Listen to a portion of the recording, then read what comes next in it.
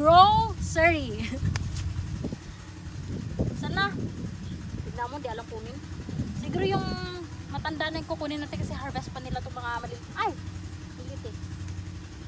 So, yung tamang pagpitas ng sili is Ayun ganito. o, ganda, umaba o. Which one? Ito? Sa loob. Ito? Yan. Oh. At tamang pagpitas ng sili guys ay ganito. Pataas. 1, 2, 3. Ganyan. Ah, alam ko na, gagawa kong dynamite. Kaya nga ihanapin mo yung straight. Balik ko naman itong nakuha ko. Ito pang sigang. Pang paksiw. So, hanap tayo ng straight. Wala. Yan. Ito pa oh. Hirap mo na makunin. Ito na lang. Saan? Hirapan ko buhay ko.